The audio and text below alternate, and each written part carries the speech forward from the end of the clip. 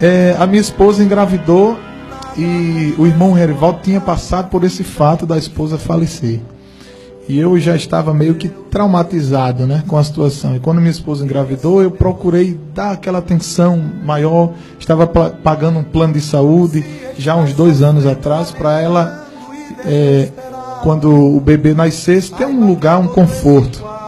E Deus criou uma situação que eu não entendi imediatamente. O senhor estava falando, eu me lembrei. Eu paguei o plano, tudo, e quando foram 2 meses antes dela dar à luz, o plano faliu. Eu fui para outro plano, não cobriu a carência. Ela teve o bebê, e quando ela teve o bebê, no outro dia ela teve uma complicação e teve que ser transferida para outro hospital, de urgência. O intestino dela paralisou, ela começou a inchar muito, começou a vomitar. E os médicos disseram, nós temos que transferi-la imediatamente, porque temos que fazer uma nova cirurgia, reabrir a cesariana. E eu fiquei perguntando a Deus, por que aquilo tudo? Como o senhor falou, eu fiz tudo certo e deu errado. Eu dizia, Deus, por que isso aqui, Senhor? Eu estou sem entender. E a minha esposa foi transferida para o hospital Otávio de Freitas, em Jaboatão. Justamente no mesmo hospital onde meu pai faleceu no ano de 2000. Não tinha vaga do mesmo jeito que aconteceu com meu pai. Meu pai estava com câncer e ele não tinha vaga, ele ficou no corredor, numa maca improvisada ao lado de uma sala. E minha esposa ficou no mesmo corredor, numa sala, na mesma maca, digo, ao lado da sala que meu pai havia falecido.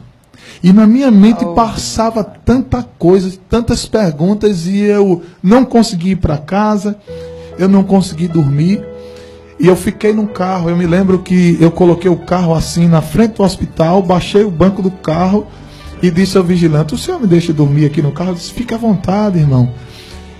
E quando eu estava no hospital, a primeira lição que Deus me deu é que eu estava confiando muito no plano de saúde. Quando eu cheguei lá no hospital, eu fui mais bem tratado do que no hospital particular. O porteiro era crente, o irmão dos recursos humanos era crente, o vigilante era crente, servo de Deus da nossa igreja, diácono da igreja.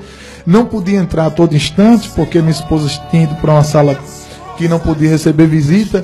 Os médicos estavam fazendo os exames, mas ele chegou para mim e disse, olha, quando o senhor quiser entrar, pode entrar, não diga a ninguém não, o senhor vai lá e volta rapidinho, eu lhe dou 5 minutinhos, o senhor vê e volta. E eu fiquei sem entender. As enfermeiras eram crentes, o irmão que estava no plantão veio, atendeu, o maqueiro era crente, trouxe uma maca para ela, trouxe um colchão, e eu ainda perguntando a Deus por que estava ali, né? E Deus usou um irmão na frente do hospital e disse assim para mim, eu, o Senhor, te trouxe aqui para uma finalidade, e vou te dizer qual a finalidade. E eu disse, Senhor, me diga por que eu vim para cá, Senhor.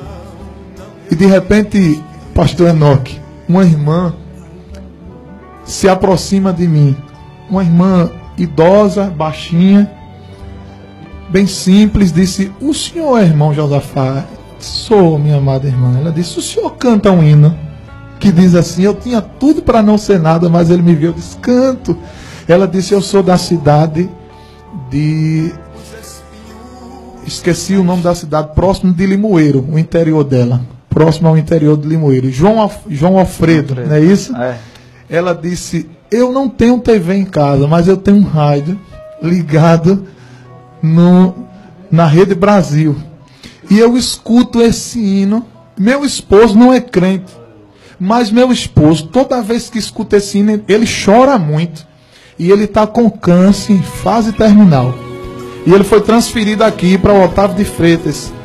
E ele chegou para mim e disse assim, minha velha, se um dia eu encontrasse com esse rapaz, esse homem que canta esse hino aí, se ele me falasse de Jesus, eu ia ser crente. Aleluia! Aí ela disse, irmãos, eu fui para o terreno de casa e fiz uma oração. Olhei para o céu e disse assim, Deus, eu não sei o nome desse irmão, eu não sei onde ele mora, eu não sei o que fazer para encontrar com ele, mas se tu és Deus, e tu tens um projeto na vida do meu marido, Senhor. Se for para meu marido ser salvo, marca um encontro, Senhor, para ele encontrar com esse homem e ele falar de Jesus para ele. Pastor Enoque, o plano de saúde faliu. Minha esposa foi transferida, o intestino paralisou, houve uma complicação e eu saí de uma clínica particular para o Hospital Otávio de Freitas, no mesmo lugar onde meu pai tinha falecido, para encontrar com esse homem. Fui lá junto dele. Glória. Aleluia. E eu disse assim para ele: o senhor já ouviu um hino assim? Cuidando de ovelhas entre os matagais. E a lágrima dele começou a descer. Ele começou a chorar. E ele não estava mais falando perfeitamente. Estava com oxigênio. Mas eu botei a mão na cabeça dele. Ele estava bem debilitado. E eu disse assim: o senhor quer ser crente? Servir ao mesmo Deus que eu sirvo? E ele balançou a cabeça, dizendo que queria. E algumas pessoas estavam ao redor. E eu coloquei a mão na cabeça dele, fiz uma oração bem baixinho. Depois cantei esse hino e saí. Aquela irmã me deu um abraço. E eu senti a presença de Jesus ali. E ela disse assim: irmão, agora meu marido pode ir embora, porque Jesus já salvou. Glória. Deixa eu lhe dizer uma coisa. A minha esposa estava lá para fazer uma nova cirurgia. No outro dia, Deus estendeu as mãos e ela não foi cirurgia. Aleluia. O intestino voltou para o lugar, não precisou fazer cirurgia. E naquele mesmo dia, Jesus guardou aquele rapaz. Eu posso fazer uma colocação? Glória. Aleluia. Você tinha um plano. Não era um plano? Um projeto. Um projeto. E tinha um plano de saúde. Não é? Deus tinha uma realização. O Senhor tinha só o plano, Deus tinha a realização. Aleluia. Aleluia. Oh, glória. Aleluia. Aleluia. Aleluia. Aleluia. Aleluia. Aleluia. Aleluia. Aleluia. Aleluia. Grande, grande é o Senhor. Grande é o Senhor. Grande é o Senhor. Grande é o Senhor. Grande é o Senhor. Não tem preço, não tem preço, não tem preço, não tem preço. É Deus puro. É como até os irmãos gostam de falar no círculo de oração. É Deus sem mistura. É. Que às vezes nós vemos algo ali, um fogo estranho, não é? Mas é. Glória. Aleluia. Glória. Deus faz. É por isso que nós adoramos. Porque Ele tem, Ele pode, Ele faz, Ele opera como e quando Ele quer. E o hospital ficou, ou melhor, os que estavam lá ficaram impactados pelo poder. Muita gente, uma senhora que estava na frente, se eu sou afastada também, eu disse: volte para Jesus. Estava lá, tinha quebrado o braço, disse: estou sem entender porque eu estou aqui nessa fila, não ajeitaram, não colocaram o braço ainda na tipóia. Eu disse: é porque Jesus permitiu você estar aqui, volte para Jesus. Jesus começou a trabalhar ali e eu entendi o que Jesus disse para os discípulos: o que eu faço hoje, tu não sabes. Aleluia. Às vezes Deus cria uma situação em nossa vida que nós não entendemos. Eu não sei se lá do outro lado, pastor Enoque, existe alguém que está nos assistindo, mas veio o desejo no meu coração de lhe dizer: o que Deus faz na nossa vida, Deus faz com perfeição. Deus não erra. Deus não se equivoca.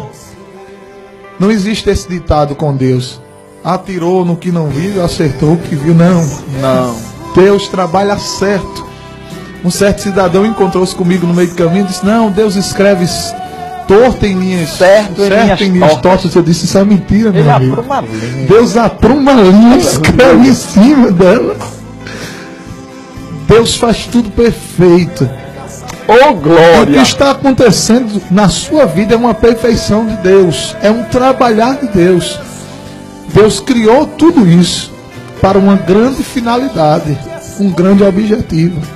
Não abra mão de Deus em hipótese nenhuma por causa dessa situação, porque Deus está no controle da situação. O nosso Deus, ele é tão grande que no meio da tormenta ele consegue fazer um caminho.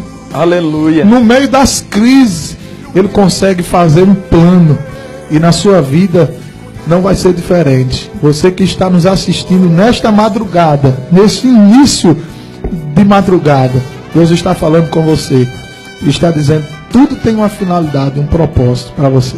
Aleluia. Isso é para tomar posse. Esse bloco nós estaremos orando.